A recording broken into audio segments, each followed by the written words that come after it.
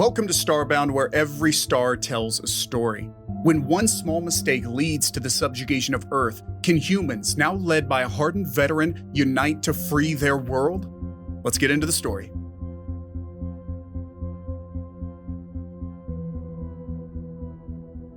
The translator drone emitted a bone-chilling shriek, a crude interpretation of laughter as the ambassador retracted all 6 of his spindly legs. Meat creatures think they possess leverage. It clicked, voice echoing across the vast chamber. Captain Anton Petrov's grip tightened on his delegation's gift offering, a gilded datapad containing a millennia of human art, science, and philosophy. A naive gesture, a desperate wish to connect, met with the contempt it deserved. Yet even as a wave of dread swept through his crew, he wasn't prepared for what followed. They underestimated the strength of the Qatar collective, their reach, their chilling efficiency. The Qatar didn't raise their voice, didn't resort to threats. They simply acted. Within hours of the garbled insult, Earth's defenses were in ruins. Weeks later, humanity scattered, a broken diaspora among the stars. Anton himself barely escaped, a searing scar across his side, a memento of a Qatar plasma blast. Of the day a lifetime of training was reduced to nothing in the face of overwhelming force. Now, in a fetid holding cell under a hostile alien sun, Anton understood their grim victory. Humanity, for all its achievements, was a squabbling child compared to the vast empires they had unwittingly provoked. Earth never truly stood a chance. Decades passed. Anton traded his captain's uniform for the rags of a laborer on a backwater mining planet. His spirit, once so bright, was reduced to a stubborn flicker, fueled by memories of Earth and the desperate hope that his people hadn't forgotten, hadn't simply submitted. Word of Earth reached him in fragments, whispers through a network woven of favors, bribes, and intercepted transmissions. It wasn't a pretty picture. Some human colonies clung to the fringes of alien empires, eking out an existence as second-class citizens, or worse, as slaves. On some worlds, humans were nothing more than exotic pets or curiosities, remnants of a failed species. Anger, a slow-burning flame, reignited within him, yet beneath it lurked a bone-deep weariness. He'd fought and failed as a soldier. Now, surrounded by downtrodden miners and fearful refugees, hope seemed a fool's luxury. That was before the message came. A voice garbled by distant and clandestine communication systems, barely audible over the roar of the ore processing plant. But the name it uttered sent a jolt through Anton's calloused hands. Commander Jackson. James Jackson had been Anton's commanding officer when they were both brash cadets, full of pride and foolish certainty. He'd led what remained of Earth's military into the abyss, disappearing after a desperate last stand at the Jovian moons. Alive, apparently, and reaching out. "It's not an army, Captain," the voice hissed, Jackson's thick American accent unmistakable even through the static. "What we have is a network, a chance, and that damnable hope again." Within days, Anton found himself squeezed into the cargo hold of a decrepit freighter smuggling contraband spice between star systems. It was a far cry from the gleam of his academy graduation, yet a thrill unlike anything he'd felt in years surged through him. He was no longer just surviving, he had purpose again. Jackson's sanctuary turned out to be a former mining colony repurposed into an unlikely hideout, a hollowed-out asteroid tucked away in an uncharted system. Once a vibrant outpost, its corridors were now a dim warren of makeshift living quarters and jury-rigged tech. Anton felt a twisted, bittersweet echo of Earth. It had taken humanity decades out here to achieve what they had lost in a matter of weeks back home. Jackson, barely a ghost in Anton's memories of battle, greeted him with a weary smile and a bone-crushing hug. Anton blinked back, the sting of unexpected tears. Gone was the cocky officer in a pristine uniform, replaced by a man with haunted eyes and more metal than flesh in his left arm. "Don't tell me you didn't think someone was keeping track," Jackson said, voice gruff but warm. Anton knew that beneath the light banter hid the grim truth. Most of the faces he recognized from Earth's defense force were absent. Days blurred into a haze of strategy sessions, training simulations, and arguments. There were scientists, pilots, mechanics, and an assortment of hardened survivors Jackson had gathered, each with a tale of bitter survival. More importantly, they possessed intelligence, blueprints for Qatar's ships, knowledge of military protocols, and a chilling insight into their conqueror's arrogance. The Qatar, so efficient in their initial conquest, had grown bloated, complacent. With humanity a seemingly extinct curiosity, their defenses were as rigid as their bureaucracy. This, Jackson argued, was their weakness, their blind spot. The plan they hammered out was as desperate as it was audacious. Not a grand invasion, but a surgical strike against the Qatar's main shipyard, the source of their overwhelming fleet superiority.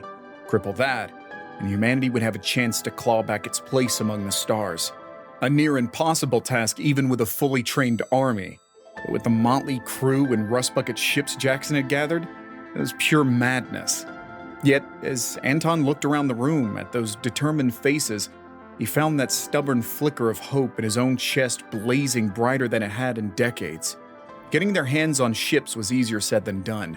Their ragtag fleet was a hodgepodge of salvaged mining rigs with shoddy weapons modifications, a stolen Qatar corvette held together by hopes and prayers, and even a repurposed luxury yacht, its once gleaming decks bristling with retrofitted torpedo launchers. Training wasn't about fancy tactics or simulated battles, it was instilling ruthlessness, teaching crews honed for exploration and trade to become cold-blooded killers. There were no grand speeches, no appeals to patriotism. Jackson hammered home a brutal truth. This wasn't about winning. It was about hurting the Qatar enough to buy time for others still in the shadows. Each crew knew that if they were captured, their best hope was a quick death. Anton, once again forced into the role of a leader, wrestled with a familiar weight. Every life under his command was a debt he owed. He tried to remember the faces of those lost on Earth, to fuel him, but the memories blurred, leaving only an echo of grief and a name he whispered into the cold void of the asteroid base. Anya, his wife. When the day finally came, they struck not as an army, but as ghosts. Each ship bore forged transponder codes transmitting a jumble of Qatar dialects and civilian chatter. They were smugglers, refugees, even a pleasure cruise for the oblivious Qatar elite. It was a desperate gamble, relying on the conqueror's disdain for humanity, their belief that resistance was utterly crushed. The tension as they approached the outer edges of the shipyard system was unbearable. Every comm signal they intercepted, every sensor sweep of the ramshackle fleet threatened to blow their cover. Jackson, seated beside Anton on the Corvette's bridge, looked a decade older, his focus absolute. "Remember, Captain," he said, voice barely a whisper, "it's the second wave that decides this. Do your job, get out alive, and pray to whatever gods are listening that the rest works." The first shipyard patrol, 2 sleek Qatar gunships, came as a relief, not a threat. They hailed the corvette, their suspicions dulled by arrogance and routine boredom. Anton, playing the role of a mercenary captain with a stolen ship and forged clearance codes, fed them a mix of bluster and bribes. It was a tense performance, years of forced subservience replaced by feigned confidence. Every fiber of his being revolted at playing the part of the Qatar's lackey, even in deception. The Qatar officer hesitated, his face lined with suspicion. But in the end, greed won out over caution. They took the offered bribe and waved the corvette through. Inside Anton's chest, dread battled elation. They'd done the impossible, slipped past the first line of defense. Now there was only chaos to sow. "Weapons free," he ordered, his voice echoing the cold determination that had replaced his fear. The mining rigs, lumbering beasts with hastily bolted-on weapons, opened fire first. Their lasers weren't meant for precise targeting, carving through shipyard infrastructure, fuel tanks, and the half-built skeleton of a Qatar dreadnought. The stolen corvette swerved into the mayhem, its torpedoes ripping through a vulnerable supply depot. Even the luxury liner, a grotesque parody of its former purpose, unleashed a volley of repurposed mining lasers into the exposed docking bays. Alarms blared, Qatar ships scrambling to respond amidst the sudden carnage. But humanity had the singular advantage of desperation. Each crew, knowing their role was to sacrifice, pressed the attack. Cripple, destroy, escape, if possible. Anton piloted the Corvette deeper into the heart of the shipyard, its weapons blazing.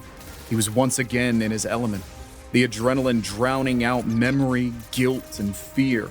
Years of backbreaking labor was replaced by the familiar flow of combat, analyzing target readouts and executing evasive maneuvers. It was a dance of destruction, targeting weak spots, weaving through the retaliation fire, always with one eye to the escape route they'd painstakingly plotted. But even as the shipyard descended into burning chaos, the tide was turning. The initial surprise was over, and the Qatar, for all their arrogance, were a seasoned military force. Two of the mining rigs exploded under concentrated fire, and the Corvette shuddered from several glancing blows, its shields whining in protest. Jackson's voice crackled over the comms, a mixture of grim satisfaction and panic. Corvette, you've got their attention. Get clear. Second wave is inbound. Inbound. That meant stealth ships, the ghost element Jackson had held in reserve. Shadowy vessels cobbled together with jury-rig tech designed to slip past Qatar's sensors. If anyone could pull that off, it was Zhao. That was the name Anton couldn't bring himself to think about, a knot of fear twisting in his gut with every passing second. Copy that, Commander. He gritted out, maneuvering the Corvette away from the main engagement, pushing his engines dangerously close to overload in a feigned retreat. It felt like cowardice, leaving his crewmates in the heart of the pandemonium. Yet it was their only hope. The Qatar, sensing an opportunity, pursued, 3 fighter squadrons screaming behind him. In that desperate race, Anton felt a strange kinship with those Qatar pilots. Pawns in a larger game, chasing a target they'd never fully comprehend. He wove and juked, buying time, waiting for the sign of the second wave. It was as if his entire life had boiled down to this moment, a desperate flight through a cosmic junkyard. And then it came. Not a roar of engines or fiery explosions, but the chilling silence of Qatar's sensors suddenly gone blind. One by one, the fighter squadrons blinked out on his scanners, replaced by confusion and panic garbles on the comm channels. It was Zhao's work.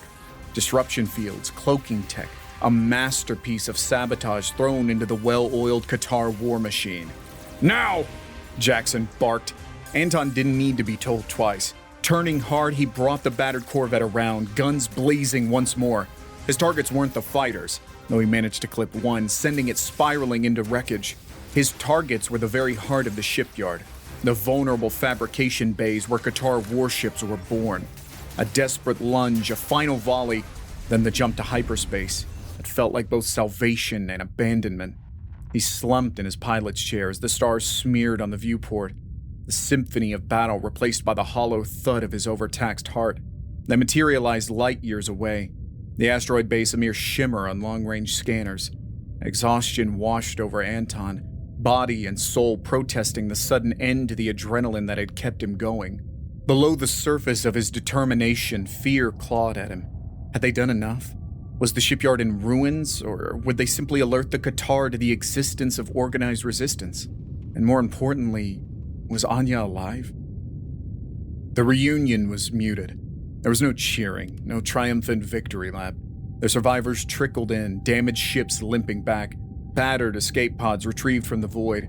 Jackson was among them, the left side of his face a patchwork of synthetic skin, his eyes colder than Anton remembered. They clasped hands, and for a moment the ghosts of fallen comrades stood between them. "It's not over," Jackson said, the words more a statement than a comfort. "They'll hunt us now. We've shown them we're not extinct." And that, it seemed, was their victory. A fleeting wound dealt to the conquerors, a glimmer of hope reignited. Yet in Anton's mind, the true victory was painfully personal, whispered in a voice rough with emotion. "Zhao made it. She's alive." Relief wasn't a strong enough word. He felt a decade younger, the burden of guilt and grief momentarily lifted, but he knew it was only a reprieve. The Qatar wouldn't crumble from a single symbolic blow. This was a war restarted, a fight for survival in which every life was a precious resource, and every act of defiance a desperate gamble against overwhelming odds. The network of resistance, of forgotten human colonies and whispered rebellions, it grew bolder after the shipyard attack. No longer was it about mere survival. It was about reclaiming what had been lost, piece by bloody piece.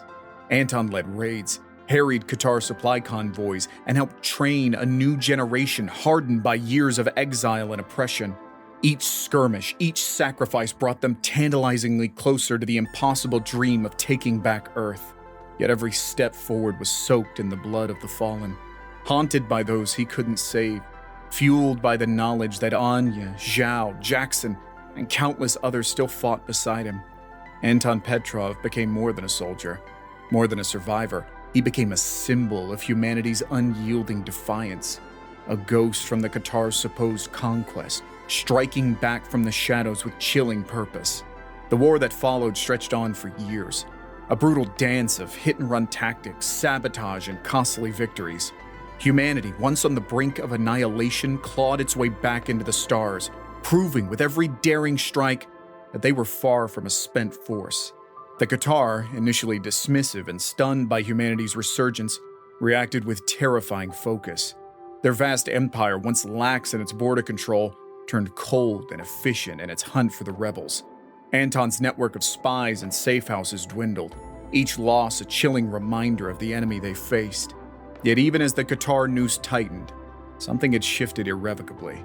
Hope, that fragile flame Anton had once clung to so desperately, spread like a wildfire among the scattered human enclaves. Each news bulletin smuggled behind enemy lines, each whispered tale of a Qatar outpost in flames, stoked the embers of resistance. In the depths of the asteroid hideout, Anton and Zhao, weathered by battles and grief, stood over a flickering star map. Zhao, once a fiery commander, was now hardened into something more, a master strategist, calculating and cold. Anya, he'd come to realize, was far more than the memory he'd worshipped all those years ago. "We can't keep bleeding like this," Zhao stated, her voice hoarse, tracing a path through weakly defended Qatar sectors. "We need a target that hurts them badly." Anton found himself nodding, years of pain and anger fueling a reckless determination. It was time to shift tactics. No more raids or skirmishes. What they needed was a blow that would echo across the Qatar collective, shattering their morale as decisively as the shipyard attack had rattled their confidence. His finger landed on a heavily fortified world on the edge of Qatar space, Kalor Prime. It was home to a vital command center, a nexus of military communication, and a symbol of the Qatar's ironclad control. Rumors spoke of a new class of weapon being developed there, an innovation that could irrevocably tilt the war further against humanity. The mere suggestion of attacking Kalor Prime bordered on suicidal madness. The world was a fortress, swarming with interceptors and bristling with defensive weaponry capable of shredding their meager fleet in minutes. But Anya simply stared at the star map, her eyes cold and determined. "It's not just a target," she said, her voice quiet but holding a terrifying intensity. "It's a message. We strike there, prove we can hit them anywhere, then their fear outweighs their arrogance." Jackson, ever the pragmatist, voiced what they were all thinking. Getting in would be a miracle. Getting back out, it's impossible. "Not impossible," Anton found himself muttering, the seed of an insane plan taking root. They'd done the impossible once before. This was just scaling things up. The plan they concocted walked a razor's edge between genius and utter self-destruction. It relied on every ounce of intelligence from their spies, every scavenged piece of tech, and the desperate courage of crews ready to throw their lives into the fiery maw of Kalor Prime. Zhao would lead the main assault, drawing fire and attention, while Anton commanded a smaller strike force. He was no longer a green captain or a broken laborer, but a hardened veteran, his name whispered in both fear and reverence within the Qatar ranks. The attack on Kalor Prime began not with a roar of engines, but with deception. False distress calls, hacked comm chatter, and a network of sacrifice probes created a phantom threat that lured 2 Qatar patrol fleets into a remote sector, buying them precious time. When the assault force finally did break through, it was a hurricane unleashed. Zhao's ships struck hard and fast, drawing the defenders into a desperate chase on the outskirts of the system. Simultaneously, Anton's strike force, disguised as a Qatar salvage operation under his false flag, slipped into low orbit. Every moment was a gamble against time and detection. Their ships, refitted with stolen Qatar tech to scramble enemy scanners, descended towards the planet, filled not with soldiers but with volatile mining explosives, jury-rigged to detonate on command. They were suicide bombers, every human on board knowing there was no return from this mission. Anton piloted his modified shuttle down towards the planet's surface. Fear, a distant echo compared to the cold focus that consumed him. They targeted a cluster of military buildings, supposedly housing secondary communication facilities. An acceptable sacrifice in the wider scheme of the Qatar war machine. But it was a lie. Their spies had hinted at something far more valuable hidden beneath those structures, something that could shatter Qatar morale and cripple their technological advantage. He clung to that thread of hope as ground fire intensified, his shuttle shuddering from near misses. Anya's voice echoed in his ear, a steady heartbeat amidst the chaos. "We're buying you time, Petrov. Make it count." They landed hard, not even bothering with landing sequences. The strike team poured out, racing toward the target building, a countdown ticking mercilessly in Anton's head. Minutes, maybe seconds, before their true identity was discovered, before the full might of Kalor Prime fell upon them. They breached the facility, the illusion of a routine salvage operation shattering into a desperate firefight with the surprised guards. Anton found himself moving on instinct, battle reflexes honed over years erasing the hesitation, the guilt. Every Qatar warrior that fell was one less oppressor on Earth, one less obstacle on that bloody path to freedom. The deeper they descended, the heavier the resistance grew. Armored security units meant to protect secrets rather than repel invaders turned corridors into choke points. Anton lost count of his crew, saw familiar faces vaporized in laser fire. Some part of him wanted to scream, to turn back, but it was silenced by the memory of Earth burning, of his life in the mines. They reached the core, a vast chamber filled with humming machinery and Qatar technicians. The explosives were in place, the timer set. Yet something felt wrong. It was too easy and too sophisticated for a mere backup comm center. Anton! A voice crackled through the mayhem, Zhao's tone edged with panic. Get out now, it's a trap! Then he saw it. Not the consoles or the Qatar scrambling in confusion, but the prototype gleaming in the center of the chamber. A weapon so terrifyingly beautiful that it froze him in place. It wasn't designed to destroy fleets, but worlds. A planet killer. The whispered nightmare of every human rebel. If this became operational, humanity was doomed. There wasn't time for hesitation, for grand speeches of defiance. Anton simply activated the detonator. The timer began its countdown, and the room erupted in a cacophony of shouts and weapons fire. Zhao's voice was a desperate plea in his ear, ordering him back to the shuttle even as Qatar reinforcements flooded through the breached entrance. He turned, fighting his way back towards the surface, every instinct screaming at him to get clear of the inevitable blast. The shuttle was gone, incinerated by a stray weapons blast. There was no escape, not from this, but a grim sort of peace settled over him. He wouldn't die broken in a Qatar labor camp or gunned down in some hopeless skirmish. This end, it had meaning. Qatar warriors surged toward him, a wave of segmented armor and gleaming plasma weapons. Yet in his final moments, Anton Petrov didn't feel fear, but a fierce surge of defiance. He braced himself for a warrior's death and let out a roar. Then the world went white. The blast wasn't just an explosion. It was a concussion wave of force that washed over Kalor Prime, shattering buildings, pulverizing ships in orbit, and crippling the planet's defenses. When Zhao's forces, battered but victorious against the pursuing Qatar fleet, returned, there was only a crater where the weapons facility had been, and a gaping wound in the heart of Qatar's military hub. The news spread like wildfire through the human colonies. Anton Petrov, the Qatar's ghost, had struck once more.